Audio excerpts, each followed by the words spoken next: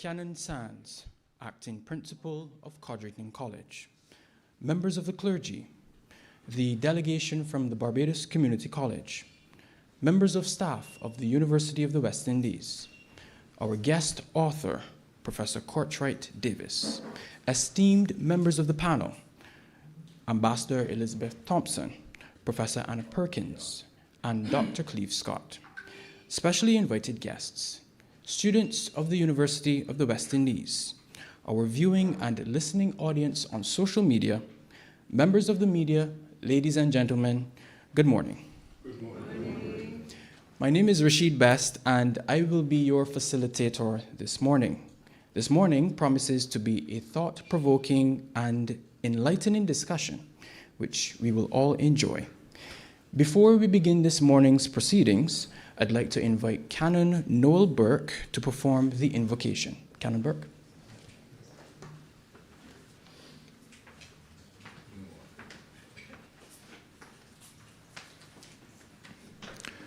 Let us bow our heads for a word of prayer. Everlasting God, we give you thanks for your grace and goodness to us. We give you thanks for this good and wonderful earth in which we live. We pray for your guidance that we may take good care of our environment. We pray, Almighty God, that you will stay with your human creation and that you will sow in the hearts of all of us a true love of peace, that we may be peacemakers. We bring before you, Almighty God, those instances in the past, in our history, where we did not represent the very best that you would expect of us. We pray, Almighty God, that you would forgive us. We give you thanks, Almighty God, for those who use the gifts of intellect, and academic acumen, to help to highlight the issues and challenges in order that we may chart a way forward. We give you thanks for places of learning throughout this world, especially for the University of the West Indies, for the Scafield campus, for Kortright College, and for the Barbados Community College. This morning, Almighty God, we are duly bound to pray for Professor Kortright Davis and members of the panel, for all of us assembled here, that all that is said and done may be to the honor and glory of your name. Be with us, O Lord, in all our doings with your most gracious favor, and further us with your continual help, that in all our works begun, continued, and ended in you, we may glorify your holy name, and by your mercy obtain everlasting life, through Jesus Christ our Lord. Amen.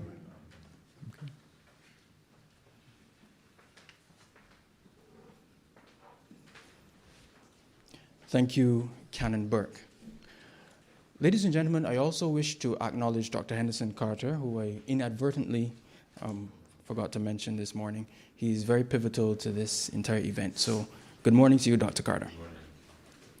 Ladies and gentlemen, the publication Emancipation Still Comin, Explorations in Caribbean Emancipatory Theology, written by Professor Kortright Davis, will anchor our discussion at this 35th anniversary symposium. The themes to be explored, as you well know, in this wide-ranging discussion include the surging authoritarianism, fiscal instability, labor insecurity, climate threats, and digital disinformation. However, the question remains, 35 years after the release of this publication, how emancipated are we? This text explores the rich story of a Caribbean region which became a melting pot for religion, races, and cultures, especially during the period of enslavement. Taking into account our shared experiences of enslavement, colonialism, neocolonialism, and dependency, Professor Davis discusses the championing of human freedom as a key pillar in Caribbean theology. As mentioned before, the discussion will be anchored by the text and will feature several contemporary themes and discussion points which will serve to propel the conversation forward and to inspire a generation of thinkers, researchers, and leaders to become advocates for true Caribbean emancipation. Once again, welcome. We in the Caribbean can boast of our wealth of knowledge, skills, and talent. We have countless examples of exemplary sportsmen, intellectuals, leaders, and creatives. I am pleased to introduce one such exemplary creative and indeed a spoken word artist. Adrian Green has been drawing attention through the written and spoken word in an attempt to sculpt perspectives. He is an analog artist, preferring the unpredictable fidelity of flesh, bone, mind, and spirit in motion to the static convenience of the digital age, where shrink-wrapped information on a shelf is known as knowledge. Adrian believes that emancipation will always still be coming as long as we are waiting for it to be given to us. Please welcome Adrian Green.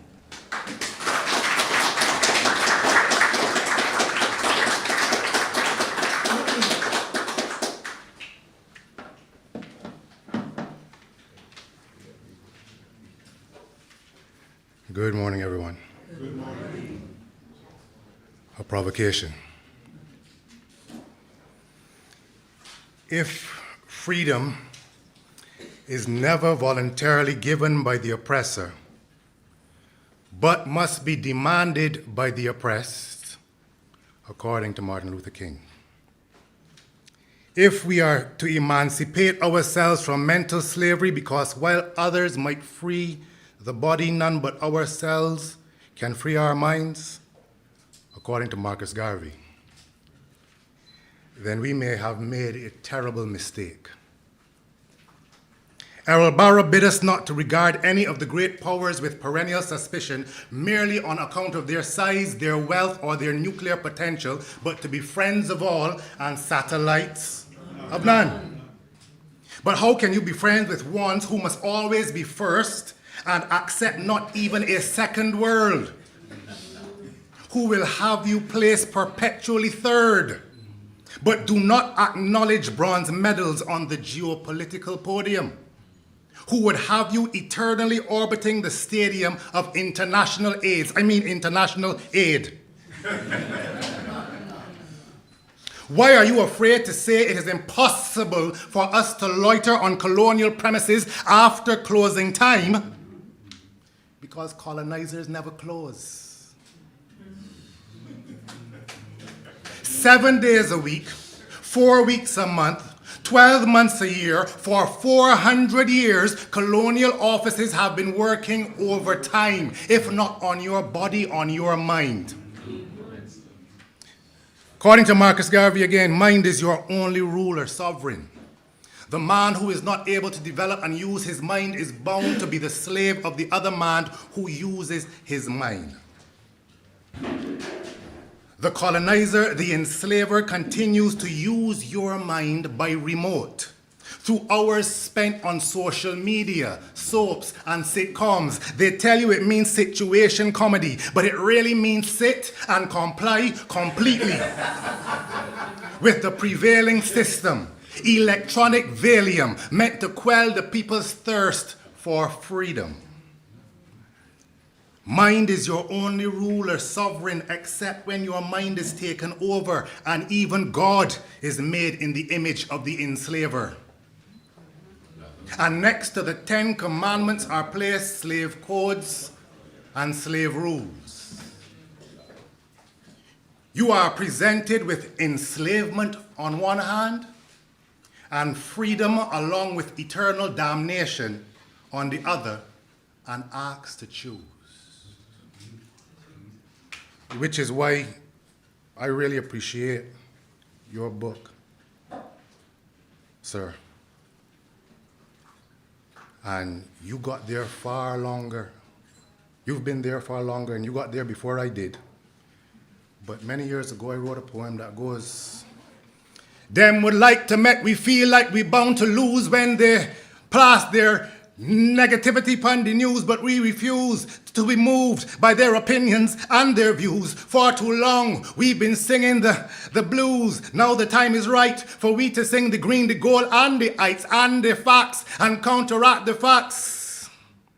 And their negative attacks, like who them a calling heathen, but I guess it must be me then, if they mean I worship God through an African tradition and reject the precepts of the enslaving Christian mission. They say we worship trees and rocks, but at themselves they should take a good hard look, cause I see them bowing down to metal crosses and praising holy books. But the concept of one God was in Africa first. God was everything and everywhere in Kemet and in Kush, but they rush to condemn what they don't understand.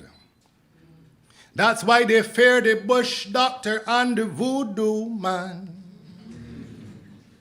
Religion, economics, politics, you are free to be enslaved within this colonial Trinitarian matrix, upheld by overseer politicians, priests, purveyors, and academics, and the everyday people who accept as reality the metaphysics of these fields and hills beyond recall, because they are not ancestrally rooted but colonially installed. We manage a pervasive and perpetual internal plantation, mistaken for and perpetuated as emancipation. Let me look at the word emancipation. Originating from the Latin emancipatus, derived from away, emancipium, ownership or slave, rooted in manu capere, to take from the hand. The term originally referred to the formal Roman legal act of releasing a son from paternal authority. In Roman law, emancipatio was the process of freeing a child from the head of the household's authority.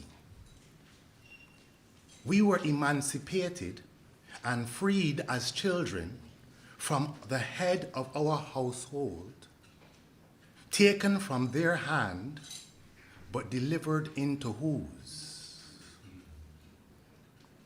So, years ago again I wrote, and I think I was mistaken, but I said it. We better be careful, children, cause it's like them want make we slaves again. I ain't trying to be scareful, children, but they got people in this world bent on total domination, and they don't care if you starve or eat, as long as they got you upon the ground underneath the bottom of their feet, and them don't care if you die or live. As long as they've gotten from you every last thing you've got to give. Greed is their greatest character trait, and the greedier the man, the more they call him great. Napoleon, Alexander, Julius Caesar, international psychopaths of the highest order, could hold hands calm with Adolf Hitler. Do I really need to call the names of the more recent others? These warmongers, they wander from far and near to conquer all and anyone they find there. Their record is clear, and it's plain to see they can't hide from their genocidal tendencies. Imagine, you can't find a single living remaining Tasmanian. These are the facts. Where are all the Arawaks? I've been to America more times than one, and I've never yet met a single Native American. But you don't have to go to the Belgian Congo to know that they murder about 30 million or so. We better be careful, children. Initially I wrote, cause it's like them want make we slaves again. But maybe if emancipation is still coming, it should be, we better be careful, children, cause slavery never ends. Thank you very much, people.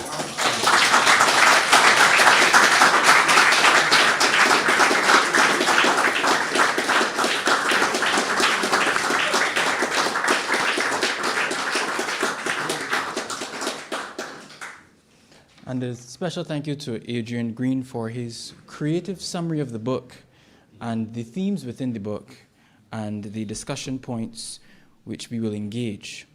I will now invite the discussants or the panelists to take their places at the head table after a brief introduction. Firstly, Her Excellency the Most Honorable Elizabeth Thompson is Barbados's Ambassador for Climate Change, Law of the Sea, and Small Island Developing States. Ambassador Thompson has served in many capacities in government, including her recent tenure as Deputy President of the Senate of Barbados. Internationally, Ambassador Thompson served in a number of capacities in the United Nations system, including being Assistant Secretary General and Executive Coordinator for the Rio Plus 20 Conference on Sustainable Development. She also served as advisor to the Secretary General and to the President of the General Assembly. In 2008, Ambassador Thompson was awarded the United Nations prestigious Champion of the Earth Award for her work on the environment, climate change, and the development of small island developing states. Ladies and gentlemen, please welcome Ambassador Elizabeth Thompson.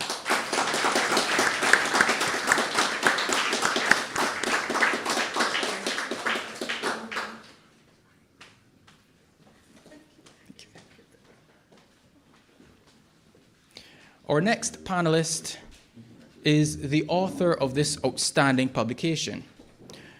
Professor Kortright Davis is a professor of theology at Howard University School of Divinity. He is also the rector emeritus of the Holy Comforter Episcopal Church in the District of Columbia, where he was the rector from 1986 until 2013. He also was appointed by the Pope to serve on the Anglican Roman Catholic International Commission. Dr. Davis is a native of Antigua and was trained for the Anglican priesthood at Kortright College in Barbados, where he later served as acting principal, vice principal, and as a temporary lecturer. Dr. Davis has authored many books and chapters relating to theology. His ongoing research interests focus on issues of forgiveness, gratitude, and reconciliation among people of African heritage and African descent. Please welcome Professor Davis.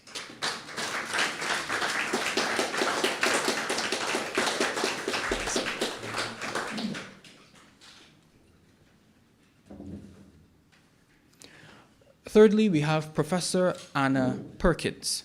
Professor Perkins holds dual appointments at the University of the West Indies as a professor of Caribbean theology and ethics at the Mona campus and as a senior program officer within the Cultural Assurance Unit, Office of the Board for Undergraduate Studies, UWI Regional Headquarters in Jamaica. Professor Perkins is also adjunct faculty at St. Michael's Theological College. An eclectic researcher she is. Her teaching and scholarship encompasses ethics, justice, pop culture, sexuality, theology, scripture, and quality assurance. She boasts of extensive publications in these fields. Please welcome Professor Perkins.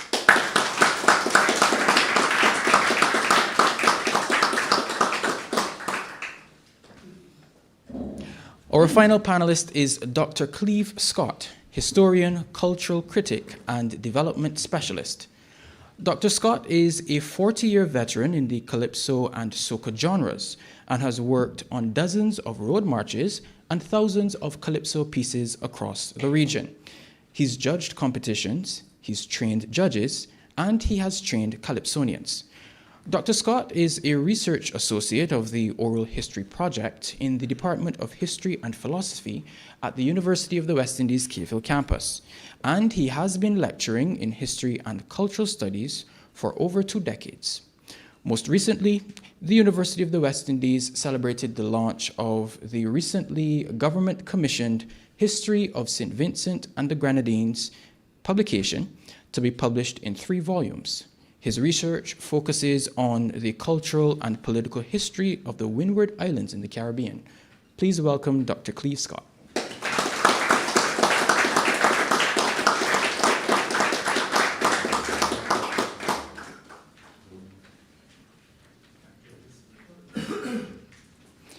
I will now invite Professor Davis to provide opening remarks and to set the context for this morning's panel discussion as we seek to ensure that we treat to each theme in a holistic manner.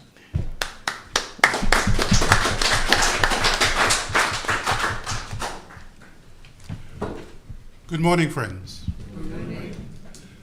Thank you all very much for assembling here on this special day as we begin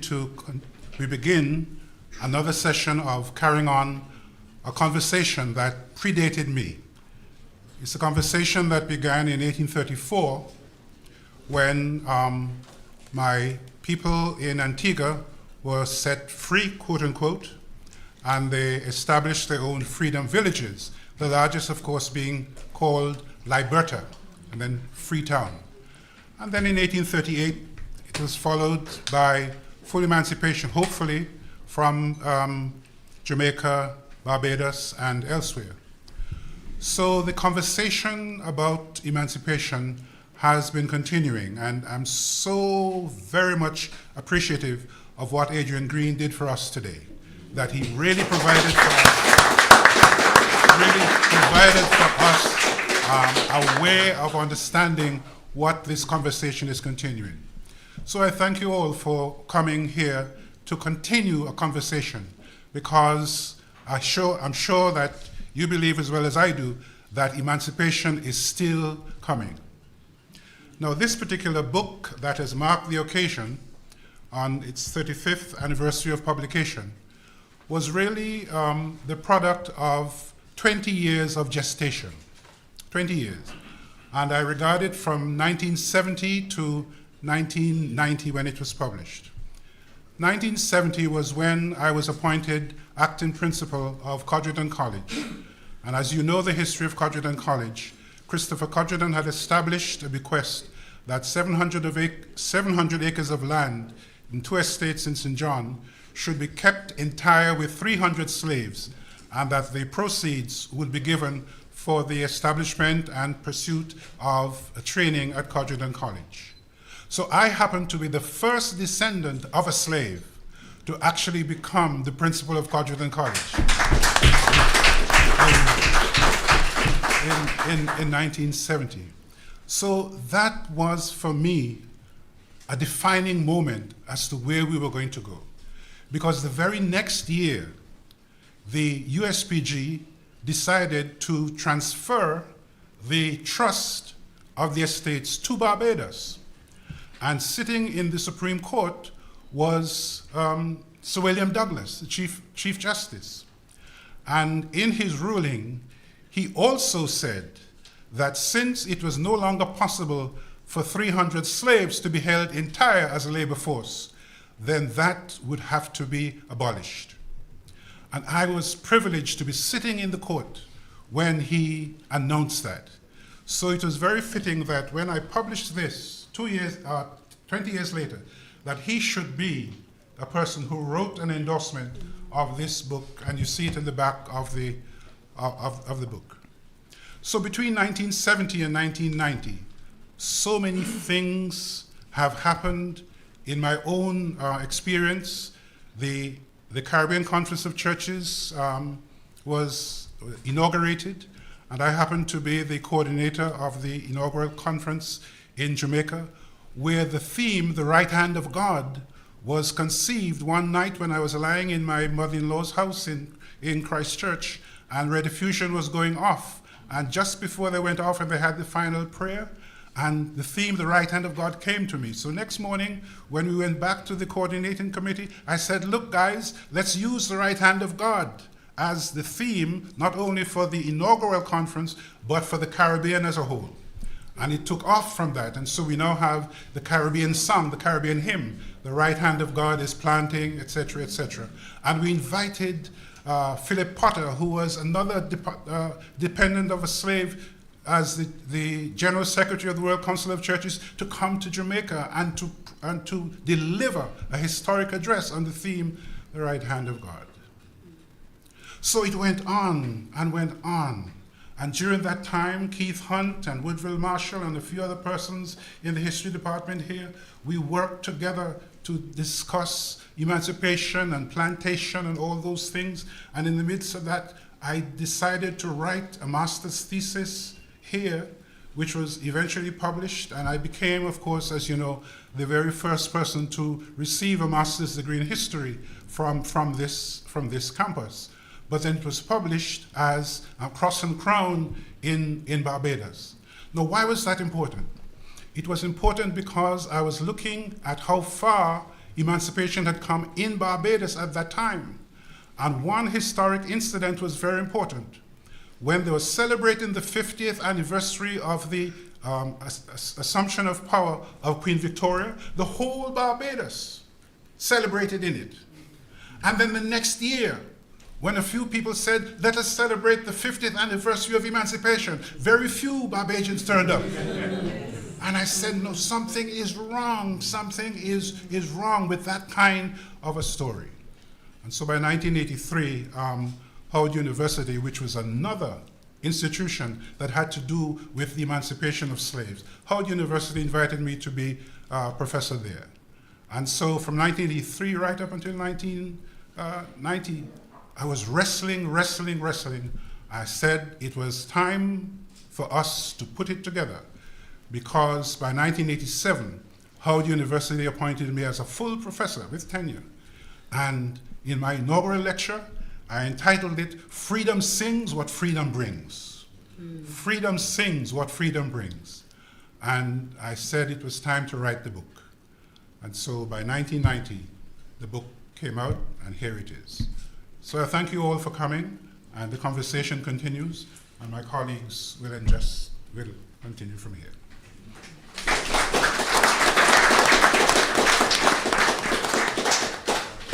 Thank you, Professor Davis. Professor Perkins, we begin with you. Sure. Give us your broad overview of the book and some of the major themes, that stood out to you that help us to answer the question, how far have we come, and is emancipation still coming? Okay. Thank you so much, Prof. Davis. Thank you very, very much. You know how I was inspired as a student by your work and continue to dip into it from time to time in my own work. And as I was telling Andy, I recall being at EDS in the 1990s, and you came and you gave us this ringing presentation about the ebony face of divine grace. Yeah, so those ideas keep ringing. But, Mr. Moderator, my brief opening contribution is entitled Reparatory Theology, Coming to Come. Yeah?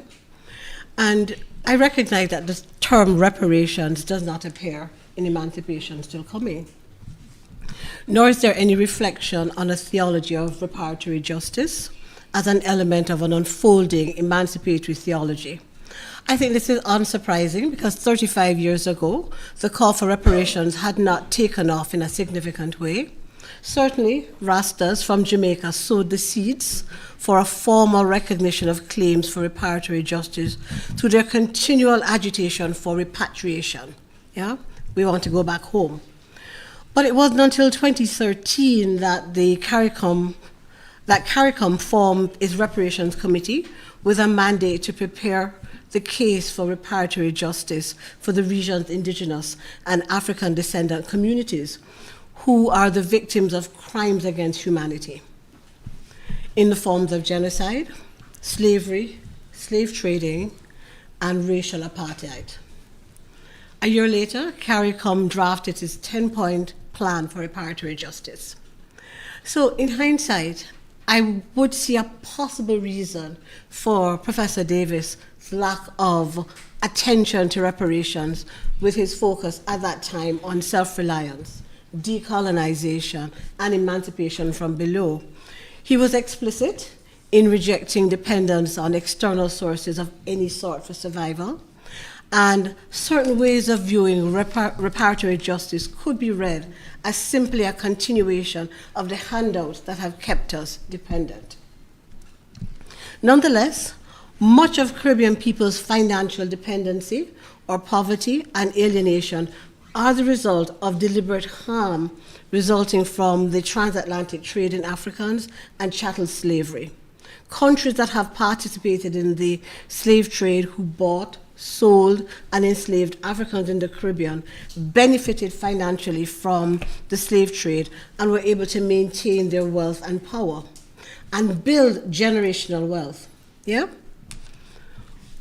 Reparatory justice must therefore be considered to contribute to achieving and maintaining the economic stability and independence across the region, which you call for in Emancipation Still Comin.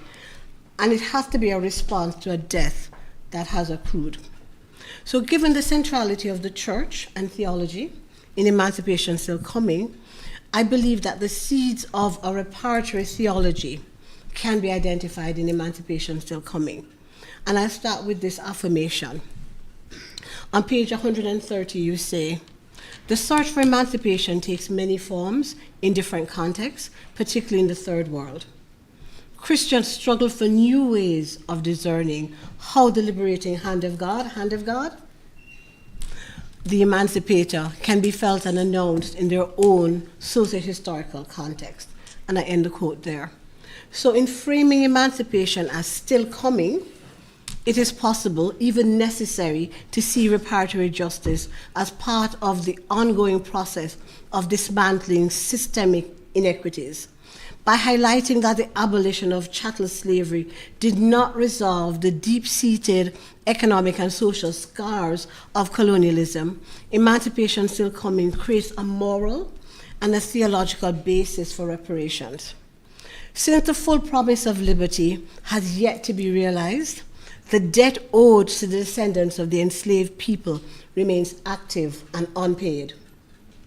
Reparations, therefore, serve as the essential mechanism for bridging the gap between legal yet unrealized emancipation and true social justice. Ultimately, this framework shifts the conversation from mere historical remembrance to the contemporary demand for structural restoration and repair.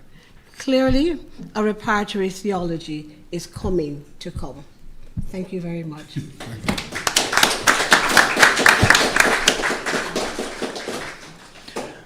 Thank you for highlighting the theme of reparations as being relevant to the discussion this morning. Thank you. Dr. Scott,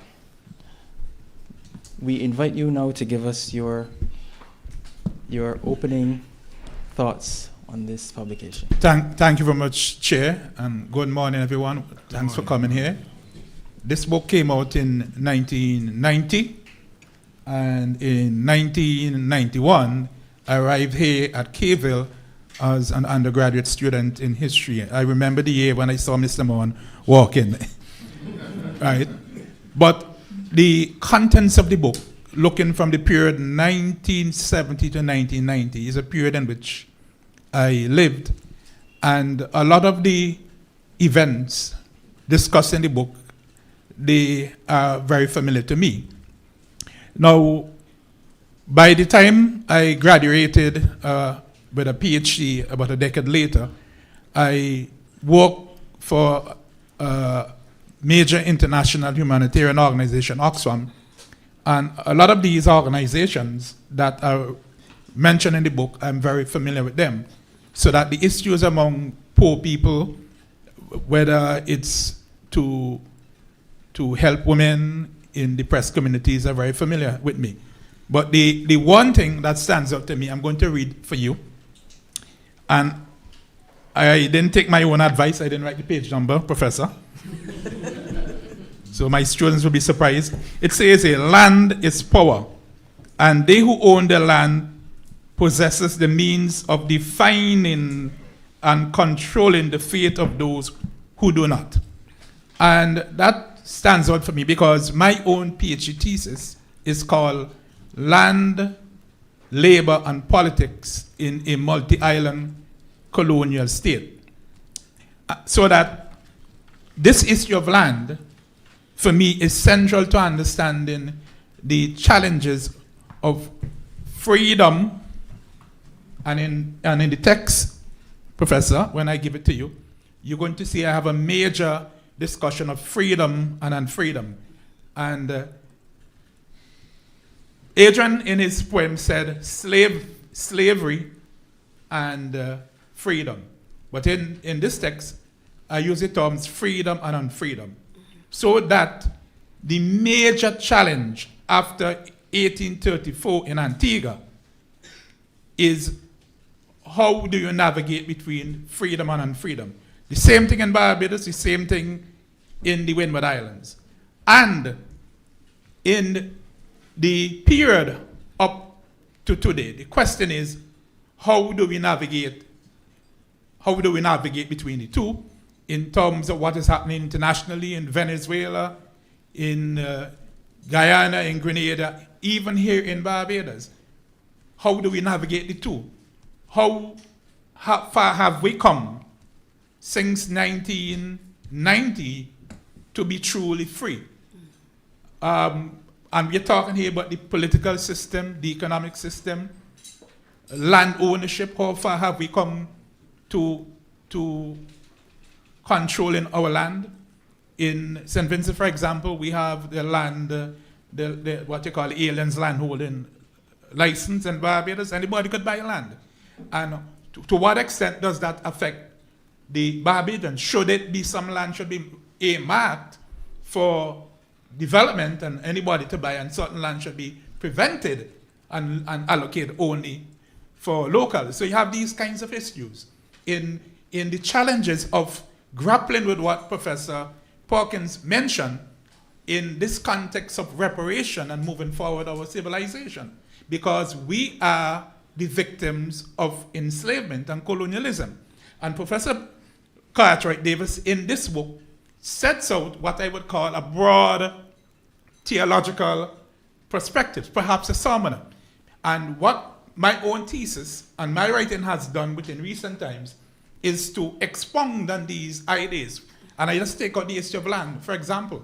If we go to the issue of theology, I just completed a major piece that looks at the origin of the Spiritual Baptist Church and showed that Spiritual Baptist Church was created because the Methodist Church, the Wesleyan Church, would not tolerate African elements.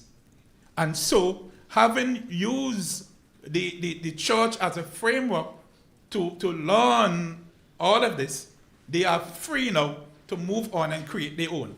And funny enough, Professor Davis, I'm a Methodist, and as a young Methodist, I acted in a play as Nathaniel Gilbert. Right? And I was there, Nathaniel Gilbert, freeing the enslaved people, only to come decades later becoming an historian, and within the last 20 years reading almost every document I could find on the Methodist Church, and of course, counterposing that with what the Anglican Church is doing. So that, for me, the text, and to write these things at the time, Professor Davis, you know, if you wrote this in 1960, you would have to find another church to go in. Thank you very much.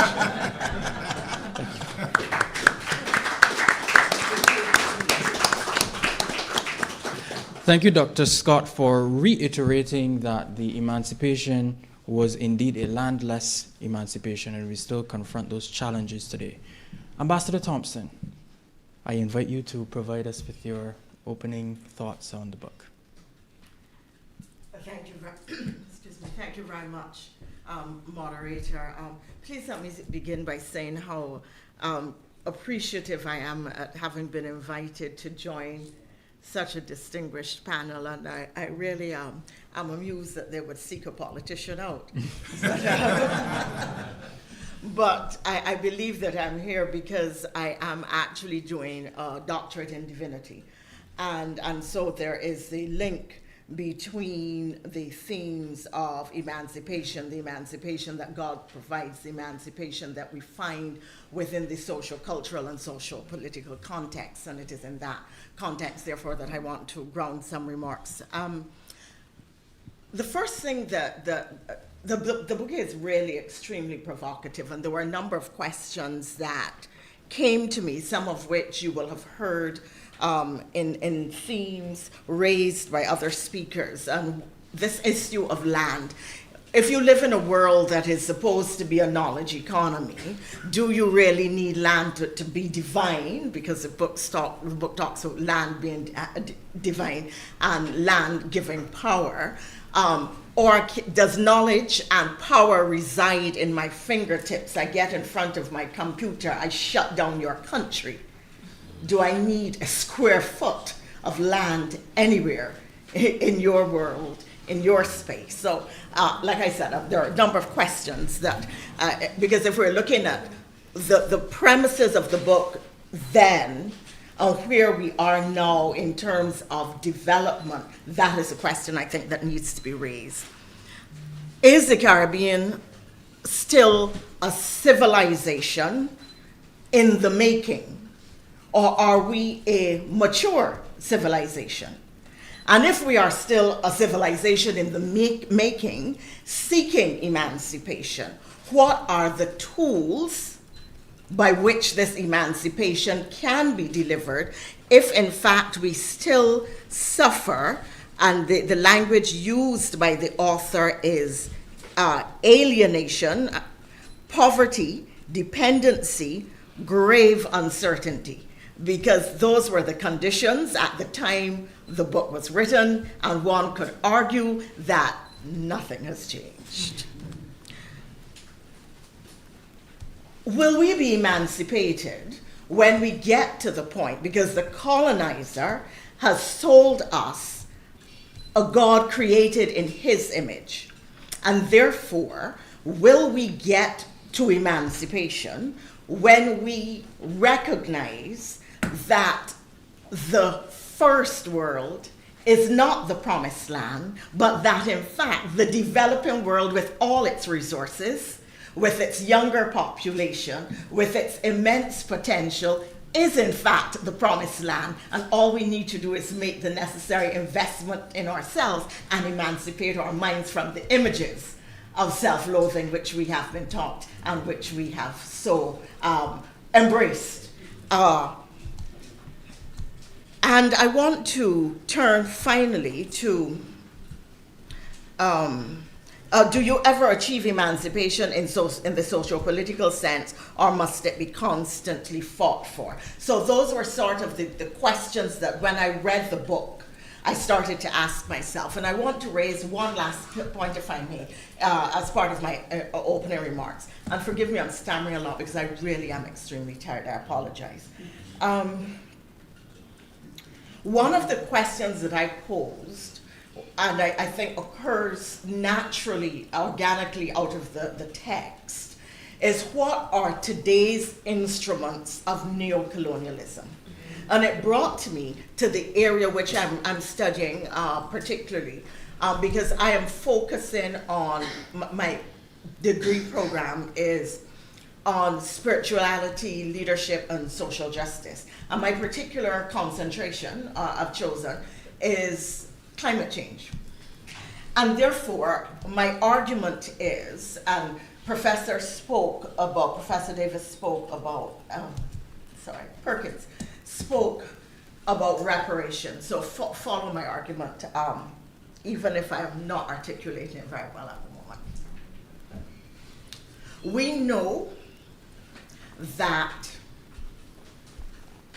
the places where climate change is worst manifested are the countries between the tropics of Cancer and Capricorn. In other words, all of the former colonized countries.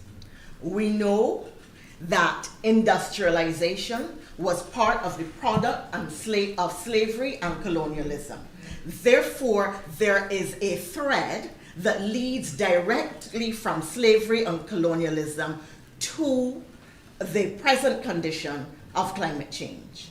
If that is indeed the case, and the developed world is persisting in behaviors that it knows are causing further alienation and suffering in the developing world, if they are persisting in denying financing, which is the lifeline, ensuring that countries remain in debt because of, look at what happened in Jamaica with Beryl, and where is the financing to deal with that coming from? So the polluters are controlling the financial institutions. They are controlling policy instruments at the international level. And those who have been the victims, the colonized, remain colonized economically by the weaponization of climate change. Now, go back to your Bible.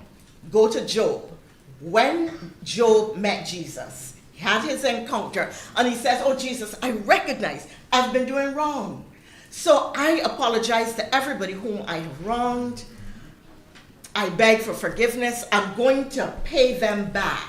But he goes beyond that, and he says, I am going to give everyone whom I have wronged 4 times that which I have taken from them. In other words, and it is at that point that Jesus says to him, today salvation has come to your house. So that Jesus is, in theory, supporting a concept of reparations. If we apply that then to climate change, is there not a theological basis for climate reparations? I'm going to pause because I know it's been long, but I think you get it.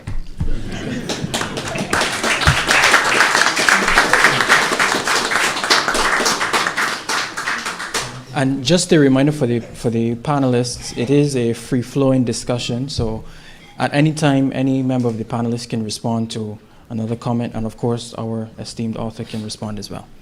A number of themes, ladies and gentlemen, was raised just now in the opening remarks. Reparations, self-reliance, land and landlessness, freedom and unfreedom, theology, the Caribbean as a civilization or civilization in the making, and climate change. All of these themes may seem separate and distinct, but they are indeed all interconnected. And we begin with the most recent theme as raised by Ambassador Thompson, climate change and a wider issue on global governance reform. Ambassador Thompson mentioned Hurricane Beryl and the international financing infrastructure, where we have to fight at the higher levels in the global financial system to receive aid as it relates to climate change, as it relates to the impacts of climate change, the hurricanes, the drought conditions, developmental funding, as it relates to the impacts of industrialization and neocolonialism. So the question now that we will discuss, and I believe Professor Perkins can lead this discussion, can reparations and self-reliance coexist? Given all of these challenges that we have, can reparations and self-reliance, which is a key pillar in the book, self-reliance, can they coexist in the 21st century? Yeah, I absolutely believe that they can, because there's not, to my mind, there ought not to be an interpretation of reparations as simply going begging cap in hand and repeating that cycle of dependence that Prof has been so concerned about, but really pointing out that we're asking for what has been stolen from us, what really is our birthright, if that's, what our ancestors would have passed down to us. And in fact, what you have gotten is ill-gained and does not belong to you. It's the result of stealing. And if you're a thief, you need to return what you've stolen. Yeah? And that's the basic argument around why reparations is not about, obviously, there are ways that we understand reparations that suggest that we think that we're going to, each descendant of an enslaved person is going to get some money from these colonizers. That's I think, a misunderstanding of the whole notion of reparations. Because certainly part of that, for example, really has to be debt forgiveness. Yeah, because they started us out impoverished by pulling from us all our resources and stealing the labor of our ancestors and so on, and set us off independently with little and nothing. Yeah. So what we're saying is that we've been mired in this larger financial cycle. Ambassador went in that direction as well, and so for redress to happen, that needs to be addressed. So we're not begging you for anything. We tell you, give us back what belongs to us. Yeah? But of course, part of what also needs to happen is a larger address of the way the financial system, the financial world is structured, because we're still on the losing end of it all. So just think about what happens, tied in with Ambassador's point, that we are very climate vulnerable. Your Prime Minister talks not of climate change, Ambassador, but that it's a climate crisis. You know, she's saying red alert, red alert. Things are really, really bad for us as people, right? So what she wants, for example, is to build in a kind of loss and damage fund. Ambassador, I suspect you can speak more knowledgeably than I can of that. But in other words, the financial system should not be rigged in a way that actually mires us more deeply in death and poverty when you guys set it up to begin with. Ambassador Thompson, the Loss and Damage Fund. Could you provide us with further? Speak? Yes. All right, so my question would be, which one?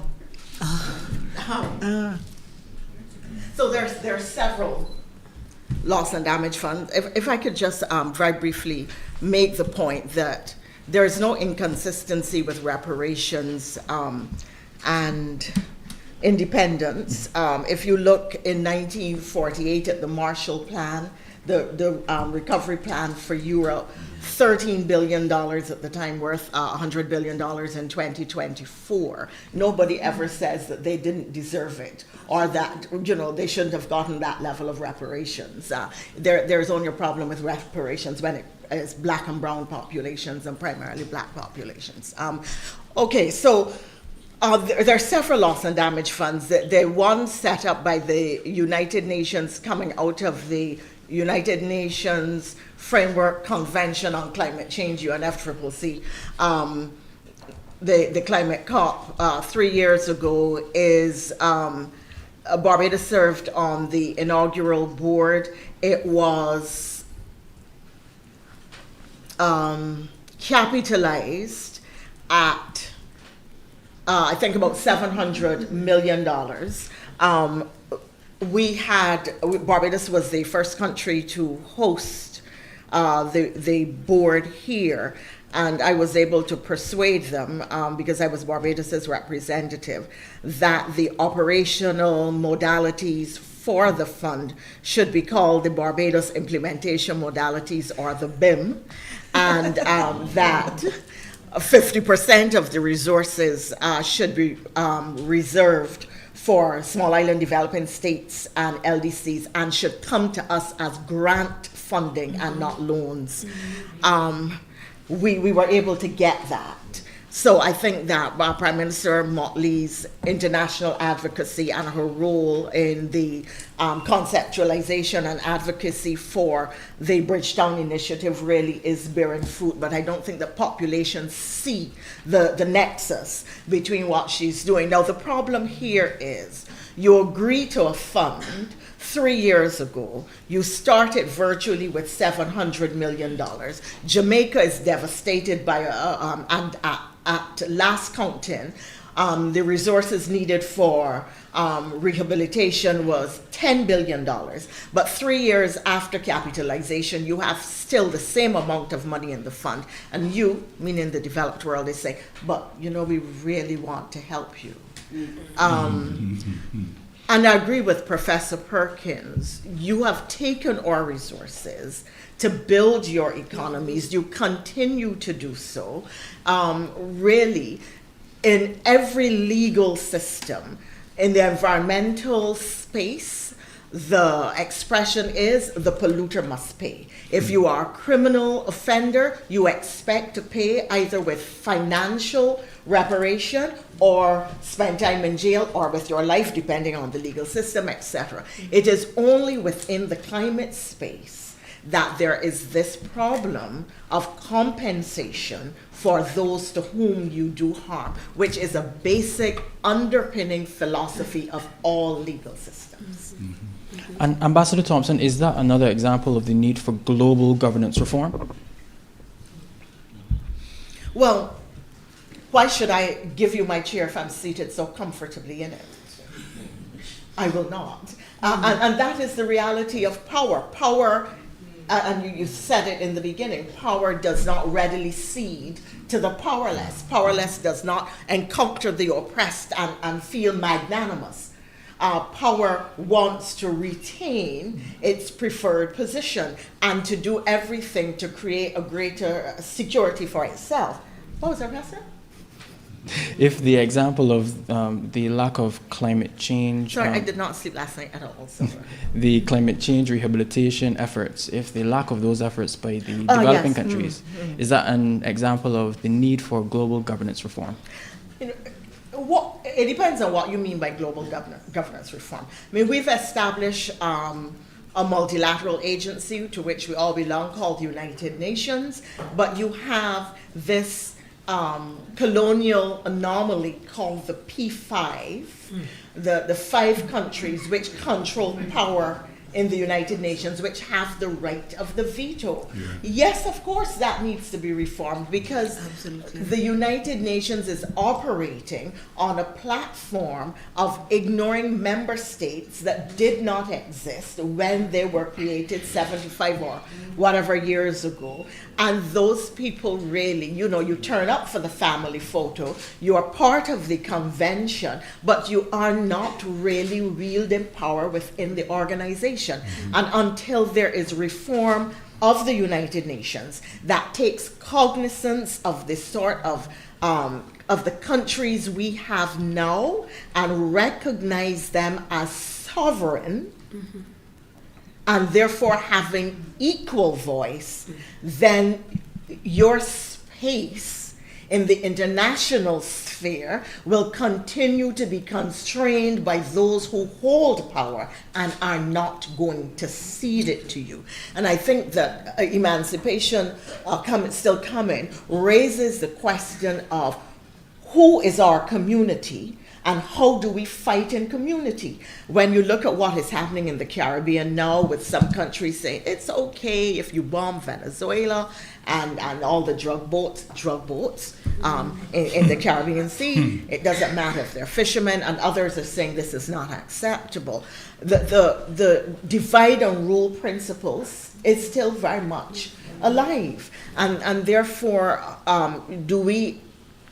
is what is happening now in the international space finally going to force us to develop a stronger relationship with Africa? You saw Canada, or you're seeing Canada, starting to pivot away from its northern neighbor, looking for other markets and other geopolitical relationships, and saying, okay, if you attempt to alienate us, I'm going to flex and show you exactly how powerful we can be. But it requires that you don't blink. And somehow we always manage. But you know, blink. Ambassador, in Emancipation Still Comin, Prof does ask us to reach out and have the engagement with our African or African American brothers and sisters, because we have a kind of common story. Because the black story. The black story that we need to give regard to. But I do wonder if there's not two questions that you might think for a little bit. I wonder if we're still not prevented from making that step because the perspectives and the perceptions of Africa continue to be negative, having been shaped by colonization and the legacies coming from that, number one. Number two, CARICOM itself, and particularly given what's been happening now, Venezuela, drug boats, all of this kind of stuff, if that has been exposing some fractures within the organization. And people ask questions as to whether CARICOM can possibly survive. Or is it that CARICOM has to be reborn into something new or something different so that we can be cohesive among ourselves, but also have the ability to reach out. I remember, I think too, you know, Prof, that in your book you did talk about CARICOM opening up more to Haiti and other nations in the region. And some of that's happened, I suppose, with our movement to carry forum. Yeah? Ambassador, is that a reasonable thing to say, us gone in the direction of carry forum? What is going on with that? What does that look like? What is reasonable in terms of emancipation going forward? I think that nobody, I mean, I took my nephew to Africa for his 21st birthday as my birthday gift to him because I wanted him to see a civilization that wasn't North America, Right. and to understand our origins as black people. I don't think that anybody, any Caribbean leader today believes that Africa is, has a negative perception of Africa. I think there is continuing suspicion between the continent and the Caribbean as to our capacity to work together because distrust among black populations really has been ingrained. You know, we don't see a sense of brotherhood or sisterhood. I'm really pleased to say that when I was ambassador to the UN, the recent efforts between CARICOM and Africa really was part of my work. It was the initiative that Barbados should meet with the then president of Kenya, and that we should have a Caribbean meeting as well, and the things that we should seek to explore was really my initiative, so that there is keenness. I mean, we've seen more and more of it. The challenge is, if Africa looks to us, we are not an attractive market. We're not large populations. You know, Okay. So if you look at it from the trade perspective, you're going to seek the larger markets. We have to get them to see us as attractive as a market and as a transshipment point, perhaps easier linkage. Because they can get, for instance, they don't need visas to come to Barbados to go on to other places, to go through London, which is the preferred route. They need visas. Right. So these are the kinds of things that we really have to be exploring. COVID, we had started at the UN, again, when I was permanent representative to the UN, and it's such an amusing title because nobody is a permanent representative. You get called home. But when I was ambassador to the UN, we had started a group called AFCAR, Africa and the CARICOM, which had then become the largest bloc within the United Nations system. And people were beginning to get very nervous because can you imagine Africa and CARICOM unifying on critical issues within the UN system and voting together? It was doing very well. We had a number of meetings. We agreed on a number of issues, and we actually made more than one statement, policy statement, as a unified group. Unfortunately, COVID interrupted. Several of the ambassadors who were there came home or went on to other places, and there wasn't post-COVID the same degree of enthusiasm to take it up. But initiatives like that really have tremendous potential, because if we are able to vote in the international sphere as a single bloc, then we will wield tremendous power. And it is, we have to see the potential in that power and leverage it Right. for the benefits for our people and the changes within the system that are going to propel us really into the decision-making positions. It really depends on who you are, who you think you are, and where you think you are. There's a great distinction between being seated at the table or being on the menu. And quite often, even though we think that we are invited in and allowed to come into positions of discussion, etc., we still recognize that we are on the menu because they're going to eat us up. So what's important in terms of what I'm calling the black story from here is really beginning to transform ourselves into what blackness really means, right? Part of my creativity, quote unquote, is to develop the phrase ebony grace. And I published a book entitled Compassionate Love and Ebony Grace. And it had to do with not only the power of blackness, but how blackness is going to create an impetus for partnership, real partnership, especially between the Caribbean and Africa. Now, 113 nurses have just been invited into Antigua. Antigua has a population of less than 100. But 113 nurses from Ghana have arrived in Antigua to help with the situation. I know that Africans coming into the Caribbean has been a discussion even here in Barbados and elsewhere. But somehow or the other, we do not have the right to be afraid of one another. And so to the extent that we are able to create that kind of partnership and co-identity is going to make a difference. But when it comes to power, power has one rule: thou shalt not let me go.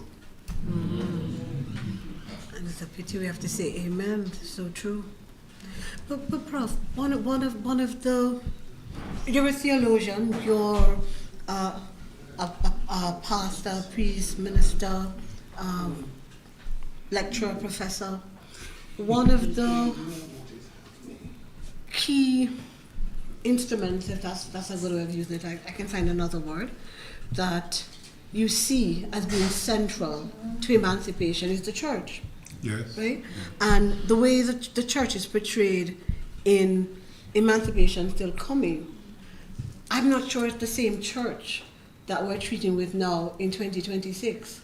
I think that the church today has less power and less regard. I think the church as ecumenical in the Caribbean is on the downturn. In fact, the power of the ecumenical space has been destroyed. I think Rev. Sands will agree with me. And that's going to have an impact on how church is going to help the Emancipatory Project move forward. Well, I can't speak for the church in the Caribbean, right? And so I'm glad that Kirkley and others are here who can speak for that. But certainly, what happens in the North has a tremendous impact on what happens in the South, without a shadow of a doubt. And when it comes to religion as such, what we are seeing in the North is not only the weaponization of religion, but also the bastardization of it. Because those who really have no desire either to save souls or to go to heaven are creating a lot of hell. And they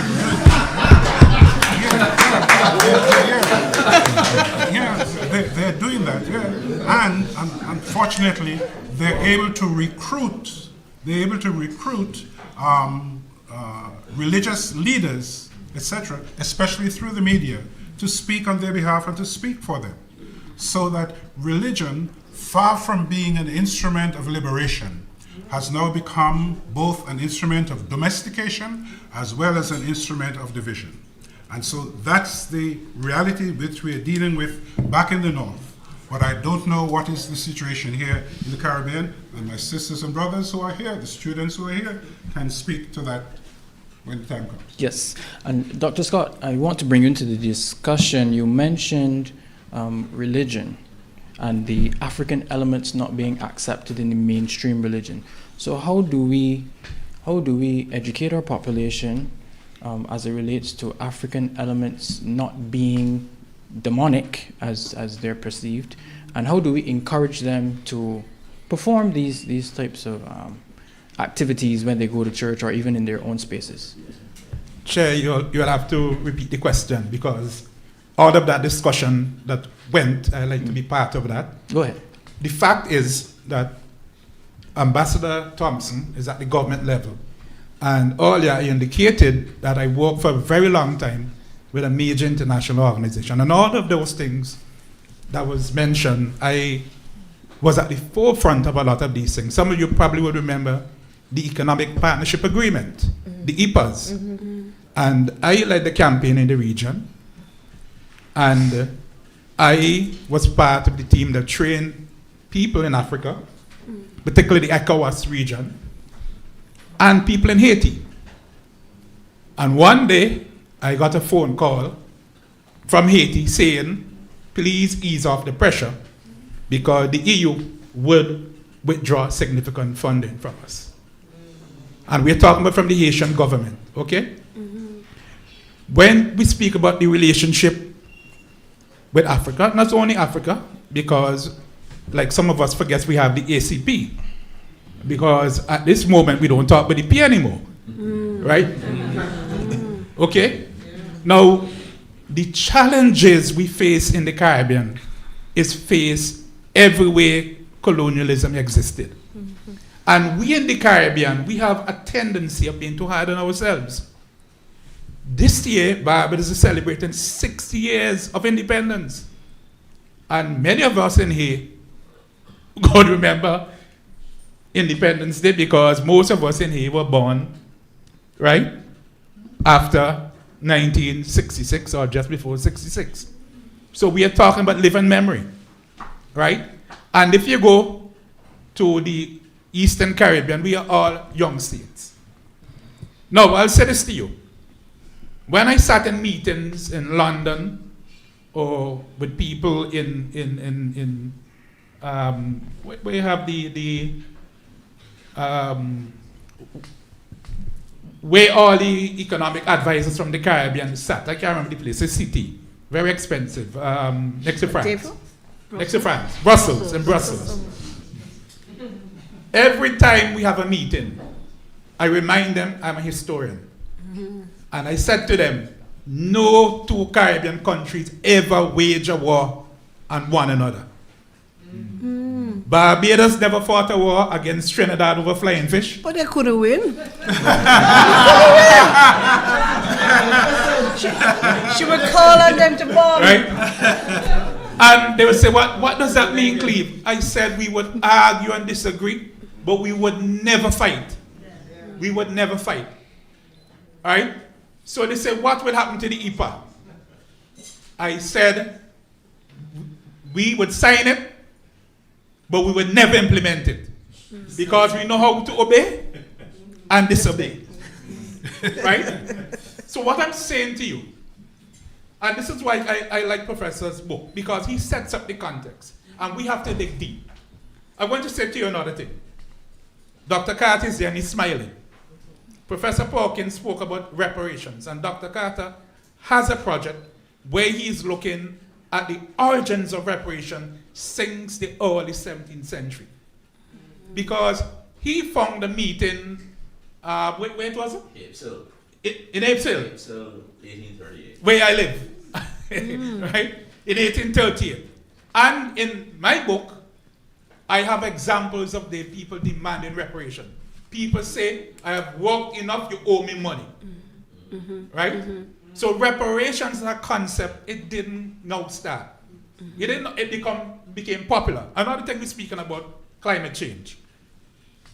Funny enough, I was in one of the earliest meetings when the international community decided to put climate change on the agenda and to move livelihoods off the agenda. And my first job was to meet with all of the ministers of agriculture in CARICOM to tell them the international community. And there's only one government was willing to listen to me, Ambassador. One government. And that was St. Lucia. Nobody else wanted to hear from me. They say you're talking stupidness. But if you go to the history, climate change was recognized since the mid-18th century. It is because of climate change why the planters in Barbados moved to St. Vincent, and why they moved to Dominica, and why they had to drive out the Kalinago. And when they came to St. Vincent, the first thing they did, and Tobago, you know what they did? Forest reserves. So Tobago has the oldest forest reserve. The next second oldest is St. Vincent, called Kingshill.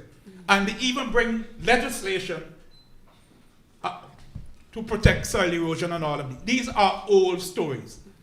And the international community, they know they're old stories because it's the French and the British empires that created these laws.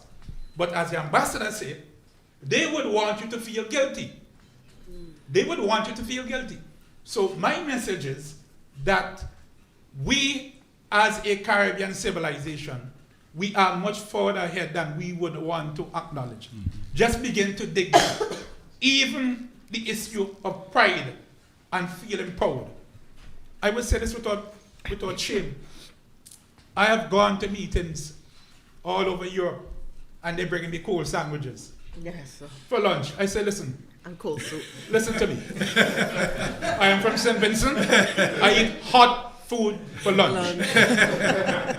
And my African colleagues are eating the cold sandwich. And when the hot food would come, hit them. Cleve, thank you. They're afraid to speak up. Caribbean people, and Prime Minister Mia Butley is an example. She is not afraid to speak up. But there's a price. Huh? There must be a price. There's always a price. That is why we have emancipation. Never mind, Professor said it's still coming. Right? Because, as he said, it might not come today, it might not come tomorrow, but, Professor? He's coming. It's coming. You still want to ask a question? Yes, Dr. Scott. I will blend it with your comments just now Please, because. may I make Go ahead. quickly just Go ahead, an Ambassador. intervention? You will forgive me. You know we're in a political season. Does a prime minister make that kind of international advocacy for the general good to advance the well-being of the entire region and indeed of black populations generally, at the risk, even though there are benefits to be repatriated in cash and other tangible benefits, but at the risk of going into an election with the population saying, well, she always fly about, what are causing us? We have elect her to fly about the world. She should be here. Just saying. Okay, thank you for that intervention, Ambassador Thompson. Dr. Scott, we were speaking of the fractures within CARICOM. We were speaking of the fractures within CARICOM, but we can be proud of the fact that CARICOM came together to establish the 10-point plan for reparatory justice. And one of those points relates to the establishment of cultural institutions. Dr. Scott, speak to us about the importance of cultural institutions within the context of emancipation and within the context of theology. Now, CARICOM is an institution that is often misunderstood. In fact, when CARICOM recently celebrated its anniversary, I was part of a number of panels on it, because I worked with a number of CARICOM, what we call them again, Ambassador. Like, for example, the CCCs, the 5 Cs, and the Met Institute. What we call them again? Organs? I think we call them organs. Institutions. Huh? Institutions. Organs, yeah. Yeah. And there are about 50-something of them. And people don't know that. By extension, the university here, we are part of it. We have the Council for Trade, Kortright, Trade and Economic Development. You have the section that deals with culture, the culture desk, which I've done work with. They have so many institutions. But the challenge is the communication aspect of CARICOM is very poor. The average people don't get to hear enough. And that is why what Ambassador Commission does every Tuesday is quite commendable. If I don't see him on a Tuesday, I call him and ask him, where were you? And he might say, well, I had to go up with the Prime Minister, because we need that. And in fact, I've been advocating for similar kinds of programs in the other countries. Now, the institution that is more effective and better than CARICOM, people ignore, which is the OECS, right? Now, yes. I'll give you a joke. One time I went to St. Lucia, on Monday, put on my passport. The immigration officer flipped, couldn't find any way to stamp. He gave me back my passport and said, do not come back with this passport. I went back in the Wednesday, went back to the same officer, gave him his passport, he flipped through. He looked at me, he said, you are here Monday and I tell you don't come back? I say, yes. He strips his teeth, give him back my passport.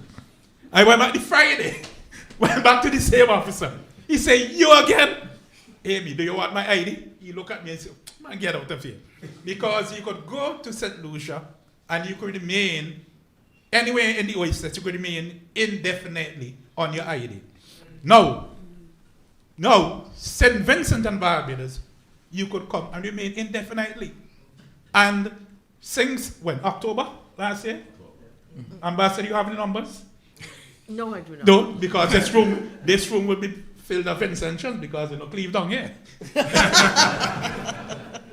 You see? So the point I'm making is we have a lot of fear-mongering. And people sometimes, when they don't understand things, that's why they say, why the Prime Minister on the planes so often. So how are the Prime Minister going to speak to the Prime Minister of England? on Zoom. So every minute they drop off and then somebody invade. She has to make the case. Okay, so we need these institutions, and these institutions can facilitate interactions. Most recently, CARIFESTA and Barbados, two on a row, did CARIFESTA. Magnificent job. Let's give Barbados a round of applause. Come on. Because right here on this campus, right here in this room, right, Dr. Carter, we had an event for CARIFESTA, right? Dr. Burrows, CARIFESTA. And I had the opportunity to go to CARIFESTA in St. Kitts. I had the opportunity. And so we have CARIFESTA. We have the other kinds of events, the various festivals around the region. Right? Well, that's sports. Okay? And we will only get stronger as we move on as a civilization. We are young. St. Vincent and the Grenadines, I was on the Independence Parade at midnight. I was there, and I don't think I look like I will.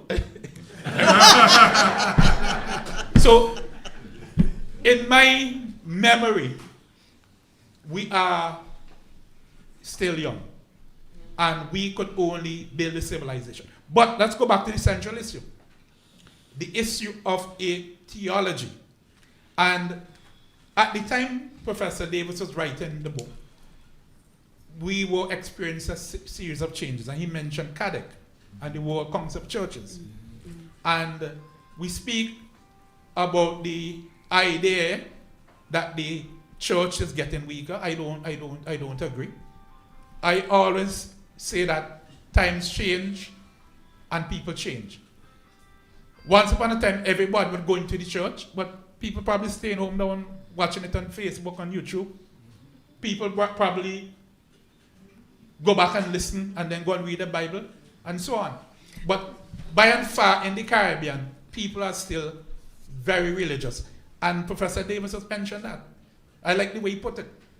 And I always say, you can imagine if people don't believe in God in the Caribbean and you put on 18% VAT.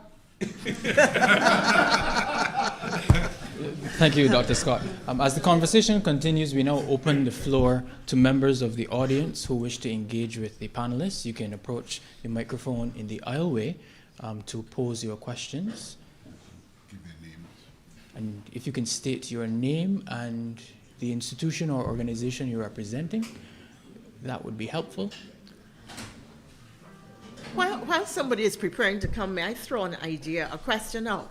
Do we have a Caribbean theology or Caribbean theologies, which is something that is raised in the book? And to what extent are those theologies underpinned by African traditions of which we feel a sense of pride? Dr. Perkins, that's yours. Well, we certainly have Caribbean theologies because we're reflecting on our relationship with divinity from different perspectives. But we can very easily just speak of Caribbean theology. And part of how this Caribbean theology unfolds is a recognition of how ecumenical it is. So even as a Catholic theologian, my framing and shaping of my theological project will always take account of non-Catholics. It also wants to face and be interreligious in its perspectives. It also even wants to face, in a certain way, cleave the perspective where people talk more about being spiritual than being religious, yeah? Yes. And the recognition that more people are becoming nuns, N-O-N-E-S, because they're not religiously affiliated, not N-U-N-E-S. From my side of the aisle, right? So I don't quite agree with your framing of how we're now religiously engaged in the Caribbean. I agree it has changed, but I think it's less taking account of church. And in fact, it's much more critical of church. Yes. In a way, church could have spoken on matters having to do with morality. Yes. Church could even speak about policy and all those kind of things in at an earlier time. That's not the case now. So I take a bit of a a distinction there from Cleve's perspective. Elizabeth, what was the next part of the question? But things have gone on a little further, because whereas we were speaking about the nuns, N-O-N-E-S, we are now speaking about the duns, D-O-N-E-S. Yeah. There you go. There you go. Yeah, the duns, yes. The nuns and the duns. Nuns. And a book has just been published by a famous, a young scholar who you probably know, Stephanie Spellers. It's just been published, the nuns and the duns in American religion. So it is moved on. So the SBNRs, the spiritual but not religious, right? Now speaking about the duns, we have nothing at all to do with religion. And somehow we have this big question of the concept of God. Absolutely, absolutely. And we have to find ways of engaging with all comers, yeah? And we have to move away from a hegemonic understanding of how we relate to reality.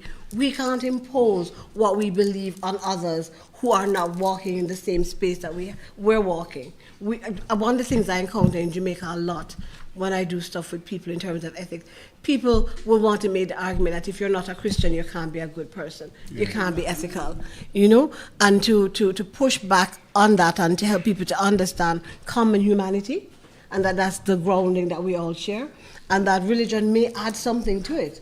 Otherwise, many of us wouldn't be religious, one would assume, right? That there's something that we gain from having that relationship with God. That's right. Right?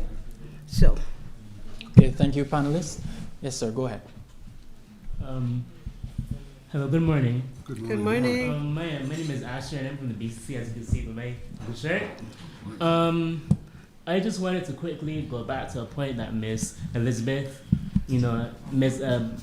Thompson, the ambassador, had stated earlier, right? In terms of how black people are afraid of each other. When it comes to that, right? I haven't an experience where I traveled to Puerto Rico, which, we know is mixed up of a lot of different a lot more mixtures of people that know here, right? You will see a lot more whites, at least in terms of the skin color, or maybe browns if you're lucky.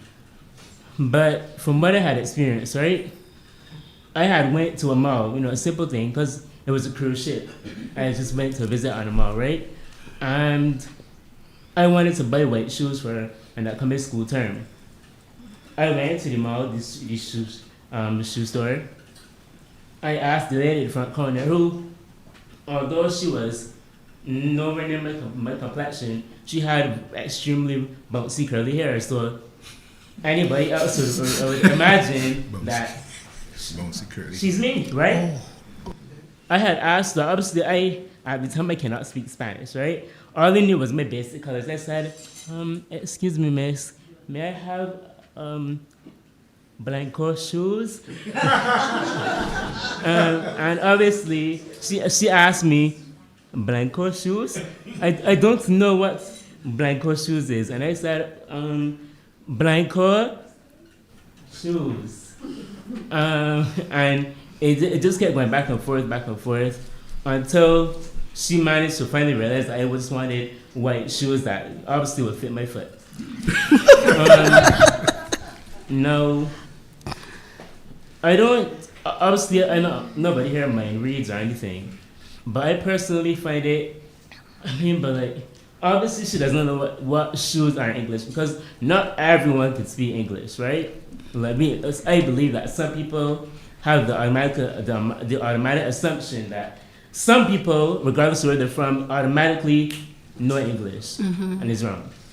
So, but at the same time though, maybe it's just my own personal opinion about it, but if I'm pointing at my foot, the silhouette, and they say blanco, she was older. She obviously was to be working in a shoe store. Blanco pointing down, what else could I possibly want? So, that happened years ago. I was probably 8, 9, 10. I even set my obviously not my 11+ exams yet. But the way that the experience that just happened, and to me it seems so unorthodox and random, because if I go to a shoe store asking for Blanco shoes. So you believe then that this But is my the case? question Go is, ahead. when it comes to how you would want to combat or at least acknowledge the fact that Black people need to connect with each other more, because obviously, you know, there's Africans, Caribbeans, or any other places where there are Afro-Indigenous or Afro-Caribbean, any of our kind of people present. How would you, Ms. Ambassador, think to maybe not correct, but at least show some acknowledgement or enlightenment for the people that I believe personally should not be afraid of each other? Thank you, sir. Ambassador Thompson? I think that we are, at the moment, in the Caribbean, really trying very hard to build a stronger relationship with the leaders in Mother Africa, and to accept that we really are part of the African diaspora. It is deeply distressing when you encounter Caribbean people and you talk about being of African extract. They tell you, well, I never went to Africa.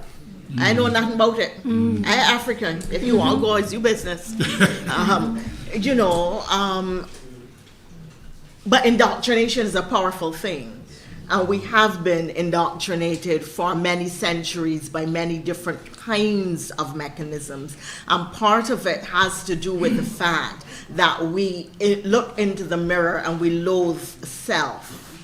And because we loathe self, then they who look like us must be treated badly. And you see it manifested in many ways in the way, in common spaces across our Caribbean, in the way that we find ease in being rude and unkind to each other. And I could give you some other shoe stories of my own, but I know other people want to discuss. Yes, sir, go ahead. Okay. Good. Still morning. Yes. Good morning. My name is Reverend Buddy Laria. And first of all, I would like to thank Dr.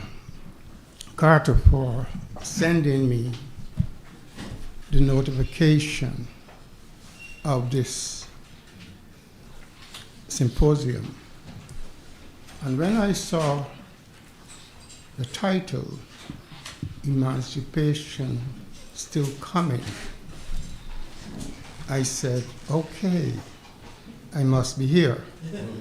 And with all that is said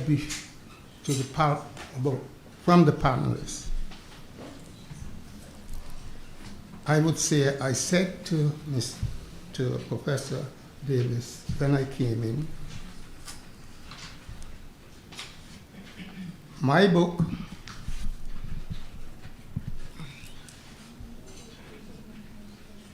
his book is put into context based on this book. And I could say also, to support what I'm saying, is that his book has also could be put into context this book by Ambassador David Comachon. These two books were written and made public last year. Okay. And I say that to say this. All that you have said, next year, the 17th of February, 2027, put all that you have said into context, because it is the 400th anniversary of Barbados as a place we call Barbados. Mm-hmm. And Barbados is the place that is well known where racism, was put into context. Classism was put into context. Sexism and other ism have been put into context. And Barbados influenced the rest of the world because when George Washington came here in 1751, he took back to America the Barbados Peace Charter, and he took back the Barbados Slave Code of 1661.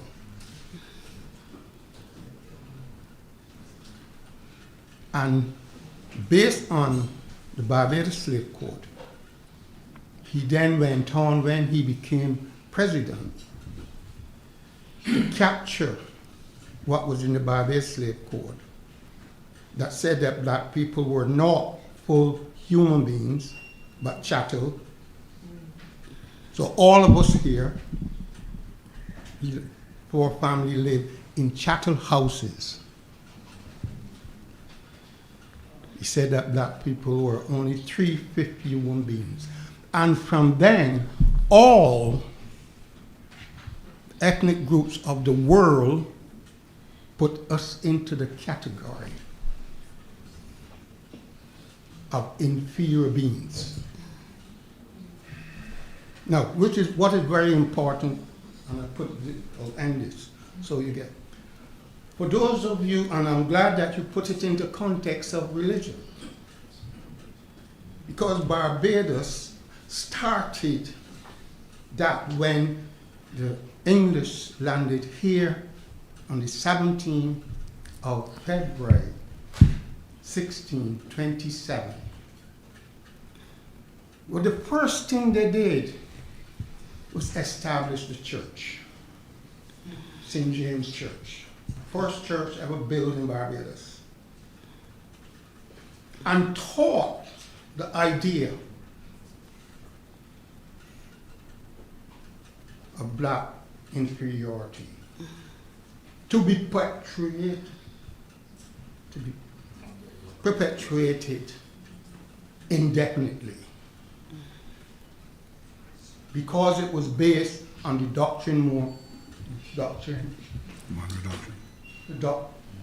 the Monroe Doctrine by the Pope, colonized them, Christianized them, or killed them. We must understand that in next year, when we commemorate, if we commemorate it appropriately, the 400 years, we won't have these kind of discussions anymore.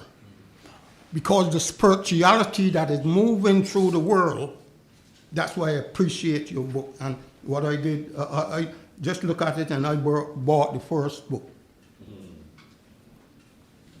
And I endorsed this one. I close now with this.